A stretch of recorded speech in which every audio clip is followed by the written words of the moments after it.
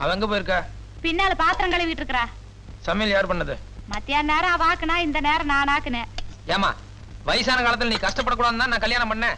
ஏன் இந்த நேரமும் அவளே சமையல் பண்ண தேஞ்சு போயிருவாளா? பாவம் கண்ணாவோ, வசதியா இருந்த பொண்ணு ஏகப்பட்ட வேலையை கொடுத்து வந்து வராம கஷ்டப்படுத்த வேண்டாம்னு தான் இந்த நேரம் நான் ஆக்குனேன். அதுக்கு இல்ல, மத்தியானம் வத்த குழம்பு நல்லா இருந்து அதனால கேட்டேன். மத்தியானம் வச்ச குழம்பு இன்னும் கூட மிச்சம் இருக்குது. உனக்கு தான் ஆறுனா பிடிக்காத, அதனால தான் ஊத்துல. ஆறி இருந்தா என்ன, ருசி நல்லா இருக்கு, எடுத்துட்டு வா. அப்படியே மத்தியானம் வச்ச கத்திரிக்காய் பொரியல் கூட கொண்டு வா. அப்புறம் அந்த முட்டையும் முட்டைக்கோசு ரெண்டு சேர்த்து புதுசா அவியல்னு ஒண்ணு பண்ணிருந்தாலே அதையும் எடுத்துட்டு வா. இதெல்லாம் உனக்கு பண்ண தெரியாதா? 28 வருஷத்துல ஒரு தடவை கூட இவ்வளவு டேஸ்டா சாப்பிட்டதே இல்ல. ஒன்னொன்னா கேட்காட்டி என்னடா, மத்தியானம் பொண்டாட்டி ஆக்குனது அத்தனையும் கொண்டு கொட்டுறான் விடு. எதுக்கு இப்ப திடீர்னு கத்துற?